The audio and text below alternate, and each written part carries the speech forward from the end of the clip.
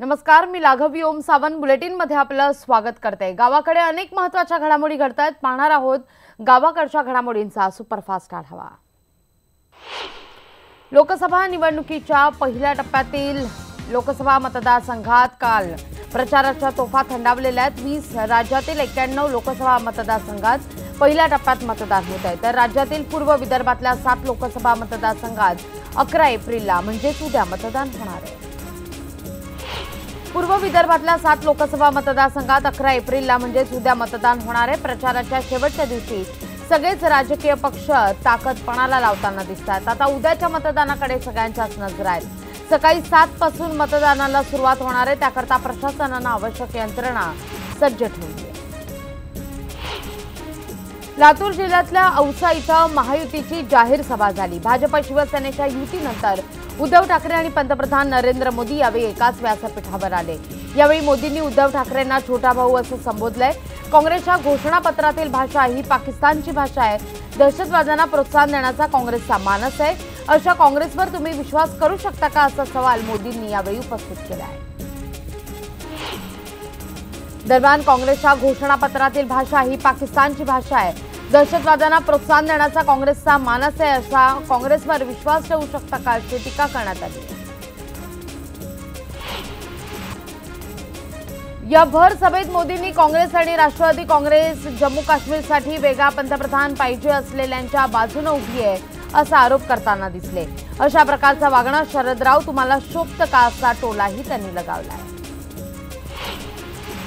लातूरमध्ये झालेल्या सभेत मोदींनी काँग्रेसच्या घोषणापत्रावर सडकून टीका केली आहे। यावेळी बोलताना त्यांनी स्वातंत्र्यानंतर काँग्रेसनं कोणत्याही घोषणापत्रातील आपली आश्वासनं पूर्ण न केल्याचा आरोप केलाय। यानंतर बातमी बिग फाईटची। शिरूर लोकसभा मतदारसंघातील शिवसेनेचे उमेदवार शिवाजीराव आढळराव पाटील यांनी आपला उमेदवारी अर्ज दाखल केलाय। बैलगाडीतून जात त्यांनी आपला अर्ज भरला। अर्ज भरण्यादरम्यान नरपतीगिरी चौकात सभा सुद्धा झाली। आढळरावांचा अर्ज भरताना गिरीश बापट, महेश लांडगे, नीलम गोरे आदी नेते उपस्थित होते। आढळरावांची लढत राष्ट्रवादीचे उमेदवार अमोल कोल्हे यांच्यासोबत होणार आहे। शिरूर लोकसभा मतदारसंघातील दोनही उमेदवारांनी आपला उमेदवारी अर्ज दाखल केलाय। शिवाजीराव आढळराव पाटील आणि डॉक्टर अमोल कोल्हे यांनी उमेदवारी अर्ज दाखल केला। आढळराव पाटलांनी बैलगाडीतून जात शक्ती प्रदर्शन करत उमेदवारी अर्ज भरलाय, तर आघाडीचे उमेदवार कोल्हेंनी देखील रॅली काढून अर्ज भरलाय। शिवरत्न बंगला अकलूजमध्ये कांचन कुल यांचे पती राहुल कुल, विजयसिंग मोहिते पाटील, रणजितसिंग मोहिते पाटील, धैर्यशील मोहिते पाटील यांची तासभर चर्चा झाली। काल विजयसिंग मोहिते पाटील यांनी हर्षवर्धन पाटलांची भेट घेतली होती। आता राहुल कुल यांची मोहितेंनी भेट घेतल्यानं बारामती लोकसभा मतदारसंघात मोठ्या घडामोडी आता वाढताना दिसत आहेत। आता बातमी विजयसिंग मोहिते पाटील आणि हर्षवर्धन पाटील यांच्या भेटीनंतर सुरू झालेल्या राजकीय चर्चेची आहे। काल इंदापूरमध्ये विजयसिंग मोहिते पाटलांनी हर्षवर्धन पाटलांची भेट घेतली होती आणि त्यावर आपण काँग्रेस आघाडी सोबतच असल्याचा खुलासा हर्षवर्धन पाटलांनी केला आहे। भाजपचे बंडखोर उमेदवार माणिकराव कोकाटे अडचणीत आलेले आहेत। उत्पन्नापेक्षा अधिक मालमत्ता असल्यानं कोकाटेंना लाचलुचपत प्रतिबंधक विभागानं नोटीस बजावली आहे। ऐन निवडणुकीच्या तोंडावर ही नोटीस आल्यानं खळबळ माजली आहे। भाजपकडून तिकीट न मिळाल्यानं कोकाटे बंडखोरी करत नाशिकमधून अपक्ष म्हणून लोकसभेच्या रिंगणात उतरले आहेत। मावळ लोकसभा मतदारसंघातील महायुतीचे उमेदवार श्रीरंग बाणे यांनी आपला उमेदवारी अर्ज दाखल केला आणि रॅली काढत शक्ती प्रदर्शन सुद्धा केलं। पिंपरीमध्ये मावळचे राष्ट्रवादी काँग्रेसचे उमेदवार पार्थ पवार आणि महायुतीचे उमेदवार श्रीरंग बाणे हे एकमेकांसमोर आले आणि यावेळी त्यांनी निवडणुकीच्या शुभेच्छा देखील परस्परांना दिल्या। बारामती लोकसभा निवडणुकीत राष्ट्रवादीच्या विद्यमान खासदार सुप्रिया सुळे यांच्या विरोधात कांचन कुल मैदानात आहेत। कांचन कुल यांच्या प्रचारासाठी महसूल मंत्री चंद्रकांत पाटील यांनी बारामतीच्या सिद्धेश्वर मंदिरात जाऊन दर्शन घेतले। कल्याण लोकसभेचे युतीचे उमेदवार श्रीकांत शिंदे यांनी उमेदवारी अर्ज भरताना वेगळा संकल्प केलाय। डोंबिवलीतील गणपती मंदिर शेजारच्या बागेत स्वतःच्या नावाचं झाड लावलं आणि हा मतदारसंघ गर्द वनराई आणि हिरवाईचा मतदारसंघ अशी ओळख बनवणार असल्याचा संकल्प केला। दरम्यान डॉक्टर श्रीकांत शिंदे हे उमेदवारी अर्ज भरताना ठाणे जिल्हा पालकमंत्री एकनाथ शिंदे, आमदार रवींद्र फाटक, नरेंद्र पवार, सुभाष भोईर आणि गणपत गायकवाड यांच्यासह युतीचे अनेक नेते पदाधिकारी उपस्थित होते। यावेळी शिंदेंनी मतदारसंघातील वाहतूक समस्या सोडवण्यावर विशेष भर देणार असल्याचं म्हटलंय। मी आधीच राजीनामा देणार होतो, मात्र मुख्यमंत्र्यांनी मला थांबवलं। मात्र आता मुख्यमंत्र्यांना माझ्यासारख्यांची गरज नाही, अशी प्रतिक्रिया अनिल गोटे यांनी दिली आहे। आमदार अनिल गोटे यांनी आपल्या आमदार पदाचा राजीनामा विधानसभा अध्यक्षांकडे सुपूर्द केला आणि त्यावेळी राजीनामा दिल्यावर गोटे यांनी मुख्यमंत्र्यांवर तिखट प्रतिक्रिया दिली। भाजपने कितीही पैसा खर्च केला तरीही लोक काँग्रेसलाच विजय मिळवून देतील असा विश्वास राजस्थानचे उपमुख्यमंत्री आणि काँग्रेसचे स्टार प्रचारक सचिन पायलट यांनी व्यक्त केला आहे। ते लातूरमध्ये बोलत होते। लोकसभेसाठी पहिल्या टप्प्यात 11 एप्रिलला अर्थात उद्या मतदान होणार आहे आणि यावेळी जास्तीत जास्त मतदान व्हावं याकरता भारतीय निवडणूक आयोगाने मतदार जागृती करण्याकरता हावडा एक्सप्रेसमध्ये गोंदिया आल्यानंतर मात्र स्टेशनवर गो फॉर वोटचे पॅम्पलेट्स वाटले। बुलढाण्यात भारिपचे बाळासाहेब आंबेडकर यांची प्रचार सभा पार पडली। यावेळी त्यांनी पंतप्रधान मोदींवर जोरदार टीका केली आहे। मोदींनी नोटबंदी करून देशातील व्यापाऱ्यांना लुटलं असल्याची टीका यावेळी त्यांनी केली।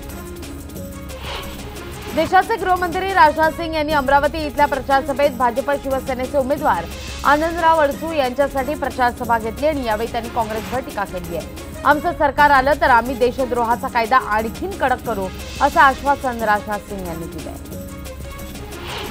राष्ट्रवादीचे दिग्गज नेते असलेल्या विजयसिंग मोहिते पाटील यांचे पुत्र रणजित सिंग भाजपात दाखल झाले, त्यामुळे राष्ट्रवादी काँग्रेसला मोठं खिंडार पडलंय।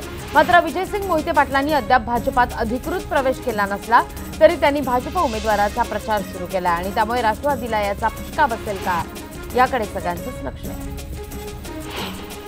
धुळ्यात गिरीश महाजन आणि आमदार अनिल गोटे यांच्या शाब्दिक कलगीतुरा पाहायला मिळतोय। गिरीश महाजन यांनी धुळ्यात येऊन आपले आव्हान देऊन दाखवावं असं खुलं आव्हान गोटे यांनी दिलंय आणि या संदर्भात जेव्हा गिरीश महाजनांना प्रश्न विचारला तेव्हा मात्र त्यांनी यावर सडकून टीका केल्याचं पाहायला मिळतंय।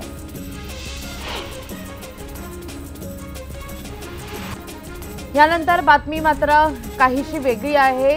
झोपडपट्टीत एका जुन्या खोलीत 20 जुन्या आणि नवीन तलवारींचा साठा जप्त करण्यात आलेला आहे आणि त्यामुळे परिसरात खळबळ उडाली आहे। या प्रकरणी पोलिसांनी 2 आरोपींना अटक सुद्धा केली आहे। बुलढाण्यात 11 एप्रिलला लोकसभा निवडणुकीसाठी मतदान होणार असून प्रत्येक मतदारानं मतदान करावं यासाठी एका तरुणानं अभिनव उपक्रम सुरू केलाय। मतदान केल्याची बोटाला लागलेली शाई दाखवावी आणि मोफत दाढी कटिंग करून घ्यावं असा फलक निवृत्ती मांजुळकर या तरुणानं आपल्या सलून बाहेर लगावलाय आणि या फलकाच्या माध्यमातून त्यांनी मतदानाविषयी जनजागृती केली आहे। पालघर लोकसभा मतदारसंघात महाआघाडीतर्फे इथं बहुजन विकास आघाडीचे उमेदवार कोण असणार आहे याची चर्चा सुरू आहे। नुकतेच बळीराम जाधव यांच्या नावावर शिक्कामोर्तब करण्यात आलाय तर बळीराम जाधव यांचं निवडणूक अधिकृत चिन्ह येत्या 13 तारखेला जाहीर करण्यात येणार आहे। भिवंडी लोकसभा मतदारसंघात काँग्रेसकडून माजी खासदार सुरेश टावरे यांना 17 दिवसापूर्वी उमेदवारी जाहीर करण्यात आली होती, पण ए आणि बी फॉर्म दिले नव्हते आणि त्यामुळे कार्यकर्ते संभ्रमात पडले होते। मात्र अर्ज दाखल करण्याच्या शेवटच्या दिवशी पहाटे टावरेंना उमेदवारी फॉर्म देण्यात आला आहे। पालघर लोकसभा निवडणुकीत बहुजन विकास आघाडीकडून बळीराम जाधव यांना उमेदवारी निश्चित करण्यात आली आणि त्यामुळे गेल्या अनेक दिवसांपासून सुरू असलेल्या चर्चेला काहीसा पूर्णविराम आहे। भावनात्मक पातळीवर संमोहन करून भाजप मतं मिळवत असल्याचा अजब दावा ज्येष्ठ विचारवंत कुमार सप्तर्षींनी केलाय। त्यांनी प्रकाश आंबेडकरांवर सुद्धा टीका केली। बाबासाहेब आंबेडकर जात निर्मूलनवादी होते, मात्र प्रकाश आंबेडकर उमेदवाराची जात सांगत सुटले तसा टोला यावेळी त्यांनी लगावलाय। धुळे लोकसभेचे भाजप सेना महायुतीचे उमेदवार डॉक्टर सुभाष भामरेंनी आपला उमेदवारी अर्ज दाखल केलाय। जोरदार शक्ती प्रदर्शन करत भामरेंनी उमेदवारी अर्ज दाखल केला। सांगली आणि हातकणंगले मतदारसंघात काँग्रेस आघाडीच्या स्वाभिमानी पक्षाला मार्क्सवादी कम्युनिस्ट पक्षानं पाठिंबा जाहीर केलाय। सांगलीमध्ये विशाल पाटील आणि हातकणंगलेमध्ये राजू शेट्टी यांना पाठिंबा देण्यात आला। भाजपला धडा शिकवण्याकरता काँग्रेस आघाडीच्या स्वाभिमानी पक्षाला मार्क्सवादी कम्युनिस्ट पक्षानं पाठिंबा दिलाय। नंदुरबार लोकसभा मतदारसंघासाठी आज बहुजन वंचित आघाडीच्या वतीनं डॉक्टर सुरेश अंतुलीकर यांनी उमेदवारी अर्ज दाखल केलाय। सुरुवातीला बहुजन वंचित आघाडीच्या वतीनं दाजमल मोरे यांची उमेदवारी जाहीर करण्यात आली होती, मात्र अचानक बहुजन वंचित आघाडीचा उमेदवार बदलण्यात आला आणि डॉक्टर अंतुलीकरांना आपला उमेदवारी अर्ज दाखल करावा लागला। शिवसेनेचे आमदार तानाजीराव सावंत यांनी राष्ट्रवादी काँग्रेसचे अध्यक्ष शरद पवारांवर सडकून टीका केली आहे। मराठा आरक्षणावरून तानाजीराव सावंत यांनी शरद पवारांना लक्ष्य केलंय। आजच्या समितीनंतर धनगर आरक्षण दिलं जाईल असं आश्वासन त्यांनी दिलंय। उस्मानाबाद लोकसभा मतदारसंघात दोन चुलत भावांमध्ये लढत आहे। राष्ट्रवादी काँग्रेस आणि शिवसेनेच्या नेत्यांमध्ये आरोप प्रत्यारोप होत आहेत आणि त्याच वेळी शिवसेना संपर्क प्रमुख तानाजी सावंत यांनी राष्ट्रवादी काँग्रेसला एका व्यासपीठावर येऊन चर्चा करण्याचं खुलं आव्हान दिलं आहे। भाजपा उमेदवार रामदास तडस यांच्या प्रचारार्थ आज प्रचाराच्या शेवटच्या दिवशी शक्ती प्रदर्शन काल करण्यात आलं। याकरता बॉलिवूड अभिनेत्री अमिषा पटेल हिनं रॅलीत सहभाग घेतला। मतदारांना मतदान करण्याचं आवाहन केलं। रॅलीचा शुभारंभ वर्धेच्या शिवाजी चौकातून करण्यात आला आणि त्यानंतर मात्र रॅली प्रत्येक टप्प्यात मार्गक्रमण होताना दिसली। बारामती लोकसभा मतदारसंघात राष्ट्रवादी काँग्रेसच्या विद्यमान खासदार सुप्रिया सुळे विरुद्ध युतीच्या उमेदवार कांचन कुल निवडणूक रिंगणात आहेत। कांचन कुल यांच्या प्रचाराकरता महसूल मंत्री चंद्रकांत पाटील बारामतीत तळ ठोकून आहेत। आज त्यांनी बारामतीच्या सिद्धेश्वर मंदिरात जाऊन नंदीच्या कानात मागणं सुद्धा काल मागितलं। हिंगोलीत राजकीय पक्षाकडून किंवा उमेदवाराकडून आदर्श आचारसंहितेचा भंग होणार नाही याची काटेकोर तपासणी केली जाते। त्यासाठी स्थापन करण्यात आलेली जिल्हा माध्यम प्रमाण यांनी त्याचप्रमाणे संनियंत्रण समिती कक्ष स्थापन करण्यात आलाय आणि हा कक्ष हिंगोली लोकसभा मतदारसंघातल्या राजकीय पोस्टरवर माध्यमांचा गैरवापर होत नाही ना यावर नजर ठेवून असणार आहे। रावेर लोकसभेची जागा भाजप आणि काँग्रेसकरता प्रतिष्ठेची आहे। भाजपकडून एकनाथ खडसेंच्या स्नुषा रक्षा खडसे तर काँग्रेसकडून डॉक्टर उल्हास पाटील यांना आणि बहुजन विकास आघाडीच्या वतीनं नितीन कांडेलकर यांना उमेदवारी देण्यात आली आणि त्यामुळे तिहेरी लढतीत काय होतं हे पाहणं महत्त्वाचं असेल। नाशिक लोकसभा मतदारसंघात एका अपक्ष उमेदवारानं आपला उमेदवारी अर्ज भरतेदरम्यान निवडणूक अधिकारी आणि कर्मचाऱ्यांच्या कामाला लावलंय। उमेदवारी अर्ज दाखल करताना शिवाजी वाघ यांनी अनामत रक्कम ही 10,000 रुपये चिल्लर स्वरूपात आणली होती आणि नाणी मोजताना मात्र कर्मचाऱ्यांची दमछाक उडाली। नाशिकमध्ये लोकसभेचे आघाडीचे उमेदवार समीर भुजबळ यांनी आपला उमेदवारी अर्ज दाखल केला। दुष्काळी परिस्थिती असल्यानं कोणताही गाजावाजा न करता शहीद पत्नी, आत्महत्याग्रस्त शेतकऱ्यांच्या पत्नी आणि आदिवासी भागातल्या महिला खेळाडूंसोबत त्यांनी अर्ज दाखल केला आहे। नाशिकमध्ये दिंडोरी लोकसभा मतदारसंघाचे आघाडीचे उमेदवार धनराज महाले यांनी आपला उमेदवारी अर्ज दाखल केला। यावेळी राष्ट्रवादी काँग्रेसचे प्रदेशाध्यक्ष जयंत पाटील, छगन भुजबळ आदी मान्यवर उपस्थित होते। ब्रेकनंतर पाहूया उर्वरित घडामोडींचा सुपरफास्ट आढावा। दंतेवाडामध्ये माओवाद्यांनी केलेल्या हल्ल्यात भाजपचे आमदार भीमा मंडवी यांचा मृत्यू झालाय। या हल्ल्यात 5 जवान शहीद झालेत। निवडणुकांच्या तोंडावर छत्तीसगडमध्ये झालेल्या या हल्ल्यामुळे परिसरात घबराट आहे। नांदेड शहरात काल मध्यरात्री गोळीबाराच्या 2 घटना घडल्या। लुटमारीच्या उद्देशानं 2 अज्ञात आरोपींनी वेगवेगळ्या ठिकाणी गोळीबार केलाय। गोळीबारादरम्यान एका घटनेत नजीब शेख या युवकाचा मृत्यू झाला तर दुसऱ्या घटनेत 1 जण जखमी आहे। हिंगोलीमध्ये औंढा नागनाथ तालुक्यातील लक्ष्मण नाईक तांडा इथं सध्या भीषण पाणी टंचाई आहे। प्रशासनाच्या टंचाई निवारणार्थ उपाययोजना कुचकामी ठरल्यानं ग्रामस्थांना हंडाभर पाण्याकरता मात्र वणवण करावी लागते। सरकारचं मात्र या परिस्थितीकडे लक्ष नाही। जळगाव इथल्या शिवाजीनगर परिसराला जोडणाऱ्या रेल्वे पुलाचं काम करण्याकरता आज मेगा ब्लॉक घेण्यात आला आणि या पुलाचं काम अनेक दिवसांपासून सुरू होतं आणि त्यामुळे नागरिकांचे मोठ्या प्रमाणावर हाल होत आहेत। नागरिकांनी अनेक आंदोलनं केल्यावर आज रेल्वे प्रशासनानं मेगा ब्लॉक घेऊन पुलावर नवीन लोखंडी सांगाडा बसवण्याचं काम हाती घेतलंय। भुसावळमध्ये जुन्या उपविभागीय पोलीस अधिकारी कार्यालयातील जप्त केलेल्या वाहनांना अचानक आग लागली आणि यात ऑटो रिक्षा आणि 7 मोटरसायकल जळून खाक झाल्यात। उन्हाच्या वाढत्या तीव्रतेमुळे वाहनांना आग लागली असल्याची प्राथमिक माहिती देण्यात येते। पवना धरणात ब्राह्मणोली परिसरात पुण्यातल्या MMC कॉलेज ऑफ इंजिनिअरिंग महाविद्यालयातील दोघांचा बुडून मृत्यू झालाय। पुण्याहून 4 मुली आणि 7 मुलं पवन धरण परिसरात फिरण्याकरता आले होते। दुपारी पाण्यात उतरलेले असताना पाण्यात पाय घसरून यावेळी दोघांचा मृत्यू झालाय। दरम्यान पोलिसांकडून या घटनेचा अधिक तपास सुरू आहे। हिंगोलीमध्ये मेडिकल बिल काढण्याकरता कार्यालयातील लिपिकानं 20,000ची मागणी केल्यानं कक्षसेवकांना विषारी औषध घेऊन आत्महत्येचा प्रयत्न केलाय। त्याच्यावर जिल्हा रुग्णालयात उपचार सुरू आहेत। वर्धा समुद्रपूर इथं हळदीच्या दुकानात बनावट नोट देऊन फसवणूक करत असताना एकाला पकडण्यात आलं। राजू इंगोले असं फसवणूक करणाऱ्याचं नाव आहे। त्याची झाडाझडती घेतल्यानंतर त्याच्याकडे 35,000च्या बनावट नोटा सापडल्या आहेत। अधिक तपास केला असता त्याच्याकडून नोटा बनवण्याचं साहित्य, कागद, शाई हे सुद्धा आढळलंय।